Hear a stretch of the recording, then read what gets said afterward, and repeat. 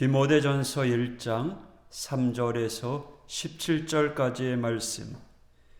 내가 마게도냐로 갈 때 너를 권하여 에베소에 머물라 한 것은 어떤 사람들을 명하여 다른 교훈을 가르치지 말며 신화와 끝없는 족보에 몰두하지 말게 하려 함이라. 이런 것은 믿음 안에 있는 하나님의 경륜을 이룸보다 도리어 변론을 내는 것이라. 이 교훈의 목적은 청결한 마음과 선한 양심과 거짓이 없는 믿음에서 나오는 사랑이거늘 사람들이 이에서 벗어나 헛된 말에 빠져 율법의 선생이 되려 하나 자기가 말하는 것이나 자기가 확증하는 것도 깨닫지 못하는도다. 그러나 율법은 사람이 그것을 적법하게 쓰면 선한 것임을 우리는 아노라. 알 것은 이것이니 율법은 옳은 사람을 위하여 세운 것이 아니요 오직 불법한 자와 복종하지 아니하는 자와 경건하지 아니한 자와 죄인과 거룩하지 아니한 자와 망령된 자와 아버지를 죽이는 자와 어머니를 죽이는 자와 살인하는 자며 음행하는 자와 남색하는 자와 인신매매를 하는 자와 거짓말하는 자와 거짓 맹세하는 자와 기타 바른 교훈을 거스르는 자를 위함이니 이 교훈은 내게 맡기신 바 복되신 하나님의 영광의 복음을 따름이니라. 나를 능하게 하신 그리스도 예수 우리 주께 내가 감사함은 나를 충성되이 여겨 내게 직분을 맡기심이니 내가 전에는 비방자요 박해자요 폭행자였으나 도리어 국류를 입은 것은 내가 믿지 아니할 때에 알지 못하고 행하였음이라. 우리 주의 은혜가 그리스도 예수 안에 있는 믿음과 사랑과 함께 넘치도록 풍성하였도다. 믿보다 모든 사람이 받을 만한 이 말이요 그리스도 예수께서 죄인을 구원하시려고 세상에 임하셨다 하였도다. 죄인 중에 내가 괴순이라. 그러나 내가 국류를 입은 까닭은 예수 그리스도께서 내게 먼저 일체 오래 참으심을 보이사 후에 주를 믿어 영생 얻는 자들에게 본이 되게 하려 하심이라. 영원하신 왕 곧 썩지 아니하고 보이지 아니하고 홀로 하나이신 하나님께 영광 존귀와 영광이 영원 무궁하도록 있을지어다. 아멘. 이 디모데전서는 바울의 제자이자 믿음의 아들인 디모데에게 보냈던 목회 서신 중에 하나입니다. 하지만 이 디모데 전후서의 말씀은 하나님께서 바울을 통해서 믿음의 아들 디모데에게만 주신 것이 아닙니다.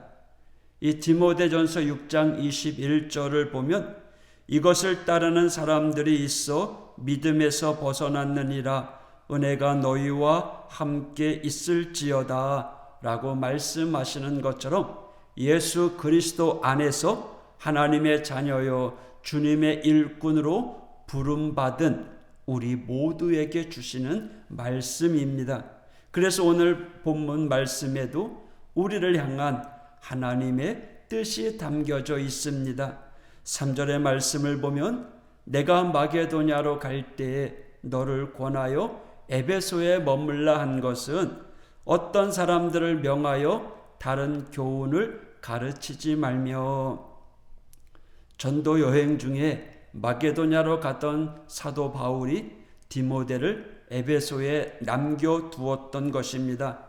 그런데요, 바울에게는 디모데 말고 또 아끼는 제자가 한 명 더 있었습니다. 그 제자는요, 디모데 후서 다음에 나오는 성경 디도서, 거기에 나오는 디도입니다. 디도서를 보면 사도 바울은 디도를 그레데 섬에 남겨두었습니다. 디모데는 당시 굉장히 발전하고 상업도시였던 에베소에 남겨놓았고 디도는 그레데 섬에 남겨놓았습니다. 그 이유가 무엇일까요? 바울이 디도보다 디모데를 더 좋아해서일까요? 방금 보았던 3절의 말씀, 내가 마게도냐로 갈 때에 너를 권하여 에베소에 머물라 한 것은 어떤 사람들을 명하여 다른 교훈을 가르치지 말며. 사도 바울이 디모데를 에베소에 남겨두었던 이유는 에베소 안에는 다른 교훈을 가르치는 거짓 교사들이 많이 있었기 때문입니다.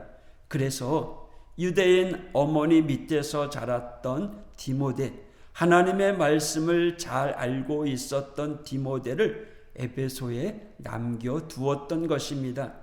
그리고 디도를 남겨두었던 그레데 섬은 바울이 목회하면서 큰 어려움, 고통을 많이 당한 곳이었습니다.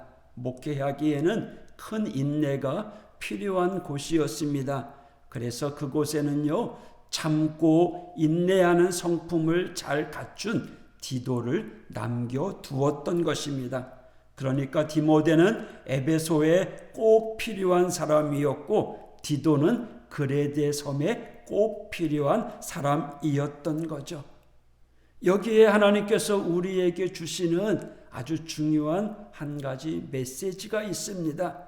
하나님께서 우리에게 직분을 주셨습니다. 또 찬양대로, 때로는 주방 봉사로, 안내로, 여러 가지 봉사의 자리로 우리를 세워주신 이유, 그곳에 우리가 꼭 필요하기 때문입니다.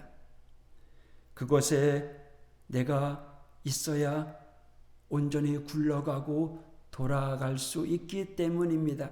그래서 사도 바울도 자기 자신의 삶을 간증하면서 12절에 뭐라고 이야기합니까? 나를 능하게 하신 그리스도 예수 우리 주께 내가 감사함은 나를 충성되이 여겨 내게 직분을 맡기심이니. 충성되이 여겼다라는 말은 믿을 만한 자로 여기다라는 뜻을 가지고 있습니다. 그 자리에 꼭 필요한 사람, 그곳에 꼭 있을 만한 사람으로 보셨기에 우리들에게도 직분도 주시고 봉사의 자리도 허락해 주셨던 것입니다. 코로나로 인해서 제대로 봉사하지 못합니까? 이제 다시 우리는 봉사를 해야 합니다. 찬양으로, 또 섬김으로, 또 해야 될 여러 가지 일들이 많이 있습니다.